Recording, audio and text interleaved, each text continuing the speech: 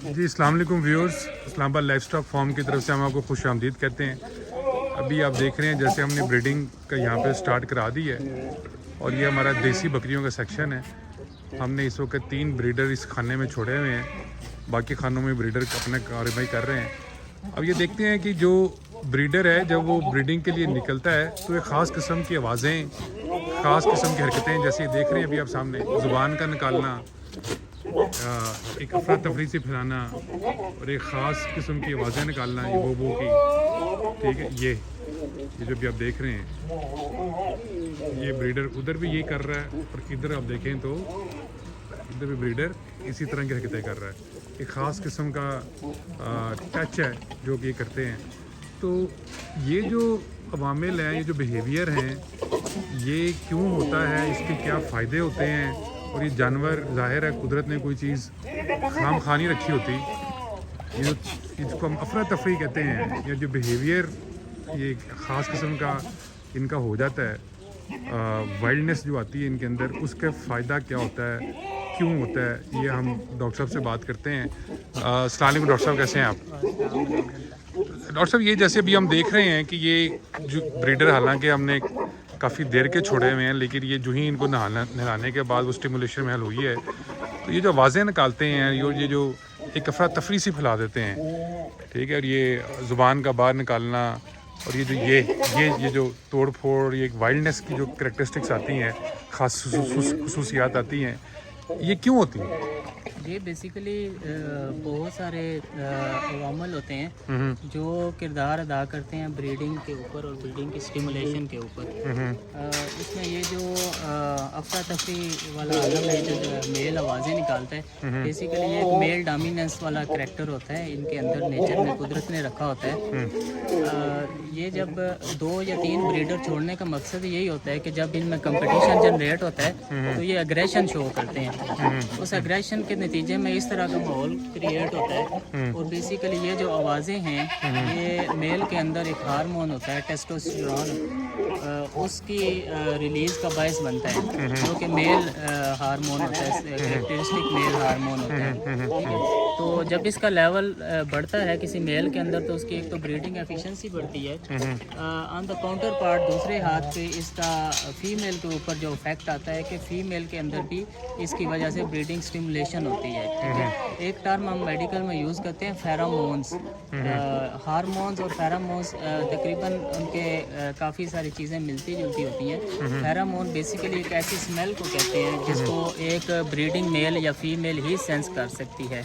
जैसे कुत्तों में ये चीज़ बड़ी प्रोमिनेंट होती है, जो कुत्ते लॉन्ग डिस्टेंस ट्रैवल करके जाते हैं तीसरे चौथे गांव में जाके, वो बेसिकली जो चीज़ सूंघ के आ रहे होते हैं या सेंस कर रहे होते हैं, वो फेरोमोन्स होते हैं। तो इस तरह के बिहेवियर से, इस तरह की एग्रेशन से और इस तरह के माहौल से जो दूसरी बकरियां होती हैं वो फेरोमोन्स को सेंस करती हैं और उनके अंदर नेचुरली जो है वो एस्ट्रोजन हार्मोन, जो फीमेल काउंटर पार्ट हार्मोन है, वो रिलीज़ होना शुरू हो जाता है। तो अल्टीमेटली जब वो हार्मोन रिलीज़ होना शुरू होता है तो जानवर जो है वो, जब उसके अंदर हीट वाला या गर्म होने वाला प्रोसेस इनिशिएट हो जाता है। तो ये भी बेसिकली एक स्टिमुलेशन है। जैसे आप कोई जानवर ब्रीड नहीं कर पा रहा, हीट में नहीं आ रहा होता, तो उसको इंजेक्शन लगाते हैं, एक्सटर्नल हार्मोन देते हैं, तो उससे वो स्टिमुलेशन हो जाती है, जानवर हीट में आ जाता है। तो ये बगैर इंजेक्शन के नेचुरल स्टिमुलेशन का एक तरीका है कि इस तरह के माहौल से वो फेरोमोन्स रिलीज़ होते हैं जानवरों के, उन फेरोमोन्स को फिर फीमेल सेंस करती हैं और उनके अंदर फिर एस्ट्रोजन रिलीज़ होती है। ये एक इसका कह लें कि बिहेवियरल मेथड है हीट सेंसिटाइजेशन का। तो जब ये काम शुरू होता है, पहले एक दिन पहले कोई जानवर हीट में नहीं आता, तो विद इन 24 या 48 घंटों के या 72 घंटों के अंदर आपके मोर देन 50% हार्ट जो है वो हीट में आ जाता है। तो ये एक नेचुरल स्टिमुलेशन है, बगैर इंजेक्शन के, बगैर हार्मोन्स के यूज़ किए, नेचुरल हार्मोन रिलीज़ आता है और जानवर आपके क्रॉस होने शुरू हो जाते हैं। तो व्यूअर्स, ये जो वीडियो बनाने का मकसद था वो आपको बताना था कि जब बकरियां हीट पे ना आएँ तो मेडिसिन के अलावा क्या क्या फैक्टर ऐसे हैं जिनसे आप अपना ये जो ब्रीडिंग का प्रोसेस है, क्रॉसिंग का प्रोसेस है, उसके हार्मोनल एक्टिविटी कैसे बढ़ा सकते हैं और हार्मोन्स कैसे रिलीज़ करवा सकते हैं। तो उसमें ये जो है आज एक्टिविटी यहाँ चल रही है, कि ये जो सारे जो मेल कंपटीशन कराया है, सारे ब्रीडर्स 2-3 ब्रीडर इस खाने में हमने छोड़े हैं, आपने ज़ाहिर तौर पे देख लिया। इस वीडियो के अंदर हमने आपको दिखाने की कोशिश की जैसे बकरी सेक्शन में भी हीट पे नहीं आए, तो ये उसको हीट पे लाने की कोशिश हो रही है। और आप देख रहे हैं कि मेल डोमिनेंसी के मेल जो हैं वो एक कंपटीशन में हैं, और इससे जो पूरे हर्ड के ऊपर है, पूरे बाकी सेक्शंस के ऊपर भी है।